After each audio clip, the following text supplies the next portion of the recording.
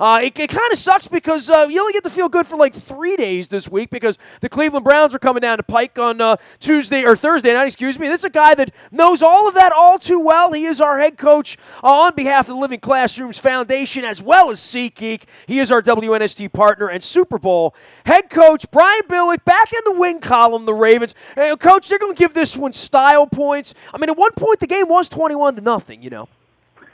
Yeah, I mean, but at the end of the day, and I'm sure John's saying the same thing, hey, the win is the win is the win. And the fact that it's Pittsburgh, I mean, you look at the alternative. You look at where the Ravens would have been had they lost. It would have been prohibitive. So, and when you look at the league right now, this is something that, as Raven fans look at it and say, okay, well, geez, how good are we really? And what are our chances, particularly around the AFC? If you remove the New England Patriots, everybody is just kind of right there. And I know in the AFC West, you got Kansas City and Oakland and Denver and that whole thing. And there's likely could be two teams that come out of, or three teams that come out of the AFC West for the wild card on, of course, the division winners. So, yeah, the fact that, being right there at the division and win the division, that is the best path for it. They're sitting right there. Having won at home against Pittsburgh is the first big test. How do you feel as a coach when you're winning and you're not really feeling good about how you're playing overall? I mean, I think you could look at the Ravens' defense and we could say a lot of glowing things about the defense. Certainly the offense we can't say glowing things about. And they got 3 days to get this thing right for Cleveland, and they could find themselves in a really nice spot if they can go out and beat the worst team in football on Thursday night. Despite all of this, there's a lot of room for improvement here, Coach. Well, and that's what you look at. Okay, how do we improve? We've got to pass protect better. We've got to run the ball better. We can't drop passes. And the Steelers are sitting there looking at the same thing. Neither team today, obviously, or neither team on Sunday, obviously looked real good. It's amazing how at times, as good as the Pittsburgh Steelers have looked this year, how sometimes they can just flat disappear. Now, I know Roethlisberger was coming off an injury, but you got to credit the Raven defense for that. They did an excellent job. Le'Veon Bell was, best left basically neutral today. Obviously, they did some things in the second half, but you got to draw on that strength, playing good defense, and got to figure, we have the elements in place. The big thing was they had the explosive play. I mean, the Ravens were near last in the league in third down conversions in big plays. Something was going to have to happen, and obviously the big play was the difference when they got Mike Wallace down the middle of the field.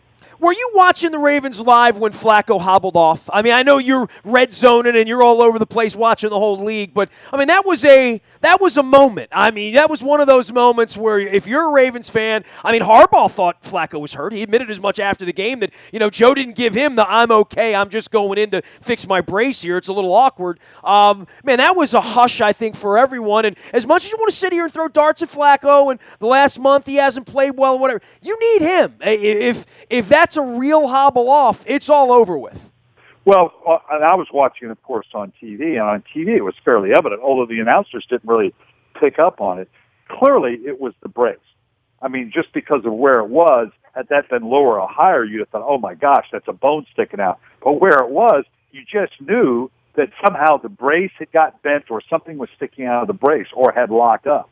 So from that standpoint, we were very optimistic that, okay, they'll get the brace fixed and they're okay, hoping that it wasn't something worse. Well, in the case of Flacco, not his best performance. We're not seeing the best out of the offense right now.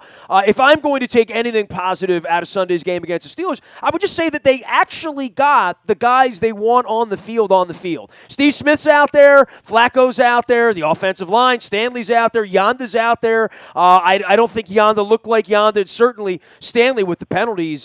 This is a rookie, and we're always going to measure him against John Ogden, and that's not fair. And we're always going to measure Mosley against Ray Lewis. That's not fair, but he's got to be better than he was on Sunday, and he even admitted that, the foot's an issue at this point. I mean, he's having a really rough rookie campaign for a line that I think Ozzie really thought he was getting this thing solidified, and it doesn't look solid.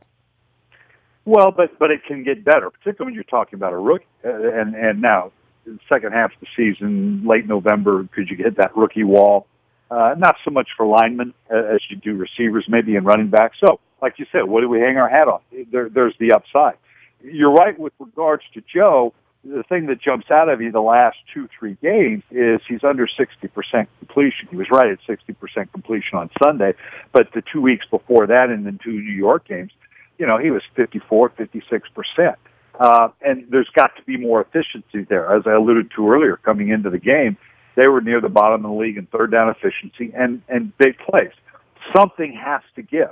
If you can't sustain drives because you're not converting on third down and you're not generating the big plays, that's a tough combination. And so the good thing was that you saw the big play. They're going to need a whole lot more of that as they go forward. And then obviously it's a short week against, and it's going to be, how many times is it going to be called the trap game against a Cleveland? You can't imagine, and you've got to know in the back of your mind, nobody wants to be the team that ends up losing to the Cleveland Browns. That's just, life's not good. We've lived that. I've been there. Yeah, they're a competent team. Should this be a one-sided game? Sure it should. But this is the NFL. Well, right now, the difference between the Cleveland Browns, all but at 0 and whatever, and the rest of the league is not that substantial. You know him, you love him. He is our WNST partner, head coach Brian Billick, joining us here on behalf of the Living Classrooms Foundation, as well as SeatGeek. And, of course, you can follow him out on Twitter at Coach Billick. He's just as witty and 160 characters or less. And, of course, on Sunday mornings at an NFL Network and all nights on Monday nights, we're out at Buffalo Wild Wings in Owings Mills. The coach is usually on the big screen there. Look, you've been the offense coordinator. You've been the fired, the hired, the head coach. You fired him. You've been the OC as the head coach. Marty Morningwig, assuming this role under fire in week 5 with a banged-up offensive line, a quarterback coming off an injury, a bunch of receivers missing, tight ends that can't keep a tight end on the field right now other than Dennis Pitta.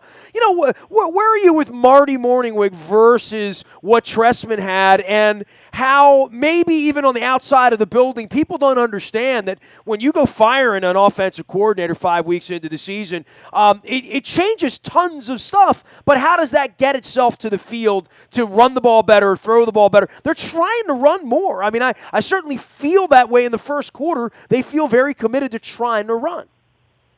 Well, my partner on game day first, Mike Robinson, the former fullback for the Seattle Seahawks, Super Bowl champion, great guy, great vision in the game.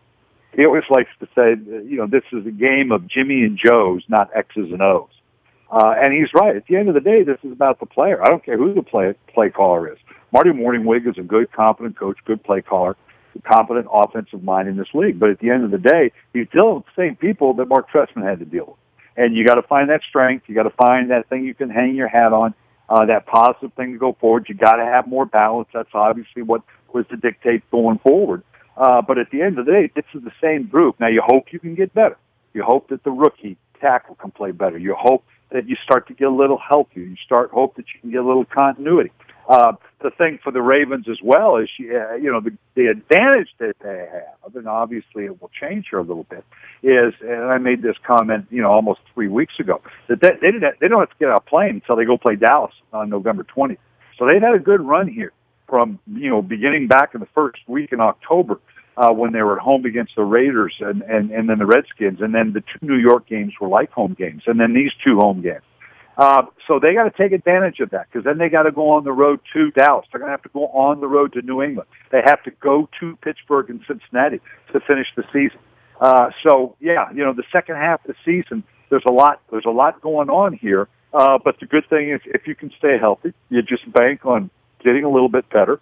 And in a league right now, that it literally, as much as it doesn't feel like that at 4-4, it's anybody's ballgame. He is head coach Brian Billick joining us here. And, of course, Coach, I was going to ask you what you like about the Ravens right now. It's hard not to like the defense, right? I mean, just you'd like to see him get a little more pass rush. You'd like to see him pick a ball. You'd like to see him catch it when it gets thrown to them or tipped to them. And they let a couple more, wind up back down on the carpet. But by and large, I mean, Jernigan's playing pretty well. Mosley back in there looked like a different kind of defense. Jimmy Smith, we don't talk about him because he never gives up plays. It's they've been pretty good. Yeah, they have. You got to give Dean Pease a great deal of credit. I mean, obviously they're ranking, they're a top 5 defense in so many different areas, but across the board, and this isn't being disrespectful. There's nobody on the defense right now that's that superstar, that's that Pro Bowl level. Boy, we got to stay away from him. Obviously, Terrell Suggs with the injury is limiting. Dumerville's not on the field. Mosley's playing competently at linebacker. The secondary is solid and is playing well. But it's not. There's nobody on that defense. You're going, boy, we've got to account for this guy. We've got to stay away from that guy. They're playing really, really good team defense. Head coach Brian Billick joining us here, and we're talking about all things around the league. And, look, we got the Cleveland Browns on Thursday night. And to your point, no one wants to lose to the Cleveland Browns. And but they come in here on short rest on the road. It's not fair to them. How could the Ravens lose? I mean, maybe it's kicking the ball around, special teams, missing kicks, natural disasters. I don't know. But, this is certainly a nice spot to be getting the Browns if you're the Ravens and you're on the healthier side. And this certainly is tough of a game as it was on Sunday. It wasn't like a big infirmary body bag kind of game. Most guys walked out of the locker room, looked, quite frankly, no worse for the wear. Maybe it's just a smile on their face from beating the Steelers. But this is a nice spot for the Ravens to get this Browns team. And then, as you pointed out, get 10 days off where they have to go play Dallas. Yeah, that's you're right. To come out of a Pittsburgh Steelers game, when you look at the schedule and you saw the Steelers and then a Thursday night game, everybody had to go, oh, boy, that's a tough, because now typically that is a very physical game. And it wasn't today, so that's a positive. And in Cleveland, you got to go back and look at the Jets game. I mean, if you not to overly obsess about it, you don't want this to be a trap game. You don't, and John's going to be all over it. Fortunately, it is a short week because you don't have too long to think about it and just how bad the Cleveland Browns are. Go back and look at that New York Jet tape. The Jets probably should have lost to Cleveland, and Cleveland looked solid and and they can play that kind of game. Fitzpatrick was under 50%. They had special teams snaps. The offense for Cleveland was, okay. It did some things. And so the one thing that the Jets did is they ran the ball well. And you got it. That's going to be, if the Ravens can't run the ball against the Cleveland Browns, because right now they're the worst rushing defense in the National Football League. And I know the Ravens are working hard to try to get the running game going, and particularly on a short week. This will be a great game for the Ravens to get healthy in their running game. Doesn't matter that it's against the league's worst rushing defense. You don't care. If you get the running game cranked up, you can feel good about yourself with the kind of a mini bye that you've got that running game cranked up, and take it forward saying, okay, we can build on this. But Cleveland's just not very good in the running game, and that's the kind of game you want to make this, obviously, on Thursday. Well, I can't talk to you about Cleveland without talking to you about Dallas earlier in the day, and obviously 35-10 victory for the Cowboys, and they are just rip-roaring, and they will be next up for the Ravens, and they are next up for the Steelers next week. Not a good spot for the Steelers to be seeing the Dallas Cowboys coming to town in 7 days either, Coach. No, and it's going to be a tough one for them because that offense is for real. The physicality of the line, Ezekiel Elliott, boy, this guy just reminds me more and more of an Emmitt Smith, the way he kind of gets small on contact but runs you over. Obviously, Dak Prescott, what a great story that is. Defensively, everybody's equating this to the 2014 team, but obviously went into the playoffs and was just a play or two from going to the Super Bowl.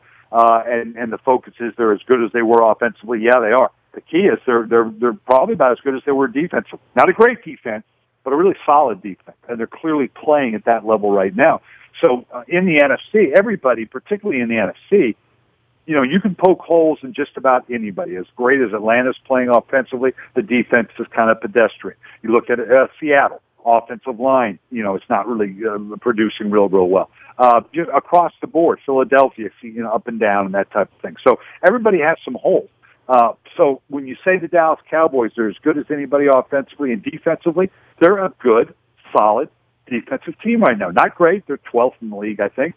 And the numbers don't indicate that they're a whole lot better than that, but they're better defensively than we thought. So, yeah, both Pittsburgh and the Baltimore Ravens, they ought to do well against that defense.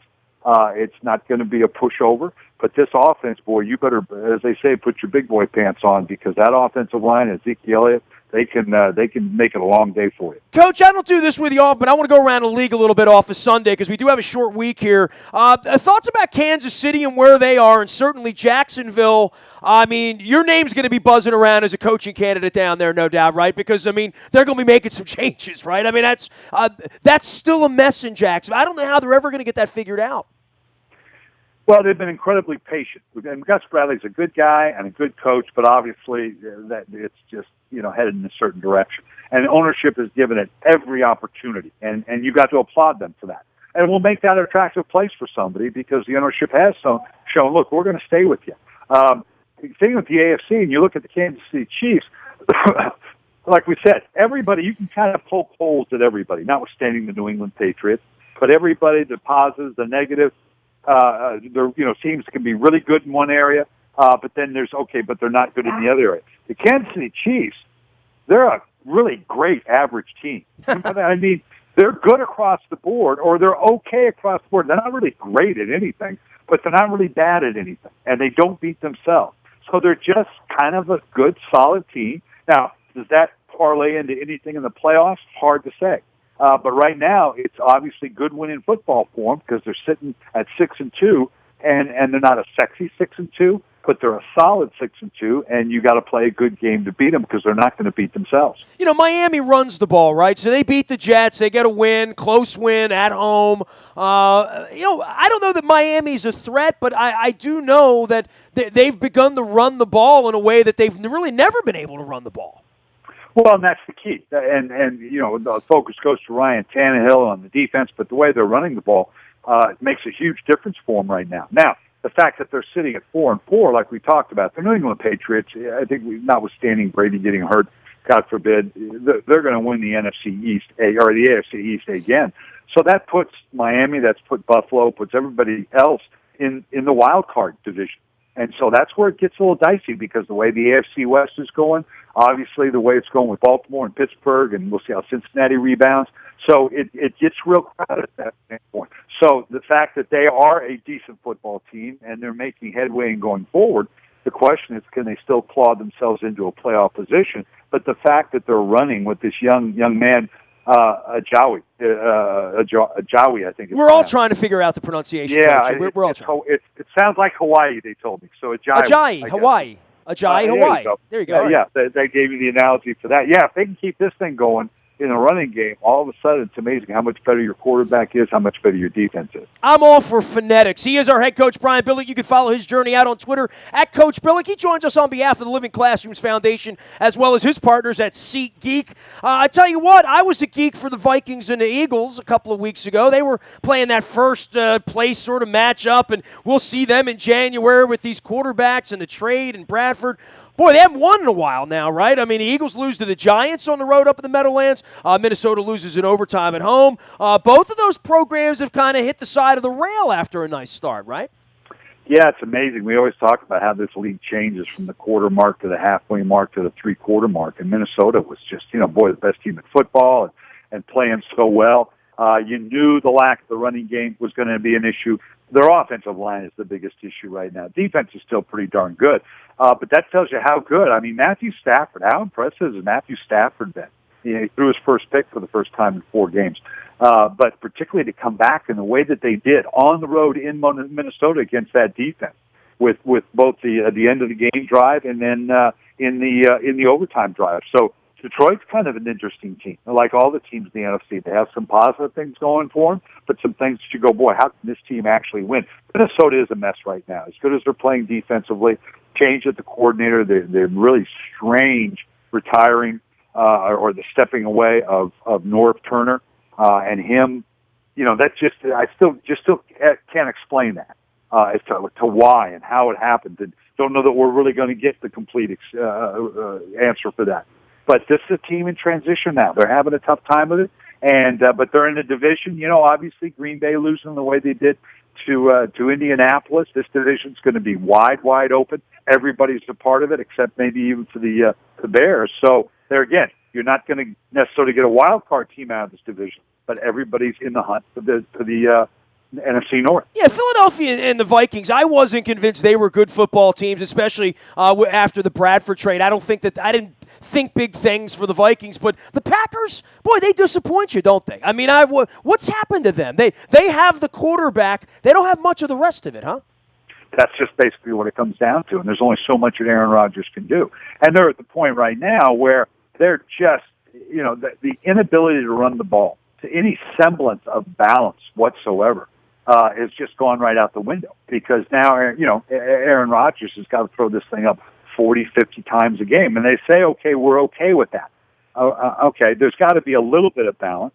And the defense can do some special things, but like in the game against Indianapolis, Dom Capers, and there's no better defensive coordinator than Dom Capers. But sometimes you can outsmart yourself, and sometimes you do some things that all of a sudden leave yourself vulnerable. And the Green Bay, but they're in a division right now that is still right there. They're sitting there at 4-4. So this thing's going to be wide open for whoever wants to step up and win the division. And anytime you have Aaron Rodgers, you're going to be a factor. Coach, I don't know what more we could ask for here this week. My wife's Stoner's in town. The Ravens are in first place. The Browns are coming to town. I mean, this feels like a good way to get into November right now. I mean, we all had the long faces on the 4-game losing streak. I mean, there's nothing worse than going a month without winning a football game. This is, we're going to extend this from the 24-hour rule to maybe the 72-hour rule, and as fans try to enjoy it because we got to get back in the ballpark on Thursday night and get after it again. It's always great to visit with you, man. I'm following you out on Twitter. You're getting better by the day, and I love these Detroit Pistons updates. It's fantastic. Hey, of course, go Pistons. Keep it all in the family. Great having you on, Coach. We'll see you soon. Sounds great. He is our head coach on behalf of the Living Classrooms Foundation. Brian Billick joining us here, tweeting about all things NFL as well as the Detroit Pistons and the members of his family as well. You can Google that one. You'll learn some, or send me an email and I'll fill you in on it. But it's great stuff. We're going to be in and around all week getting ready for Thursday night against Cleveland. We'll be out on Twitter and Facebook and social media, all the places we are, including the Buy a Toyota Audio Vault 24 hours a day from anywhere in the world on your mobile devices. Download the TuneIn Radio app, becoming crystal clear. Planet Fitness brings you our morning newspaper to your email inbox at 7 a.m. each and every morning. PlanetFitness.com is the way to find them, and there's a Planet Fitness in the neighborhood right around your place. Look for the purple logo and the yellow. It's a wonderful thing. Get in there, get in shape.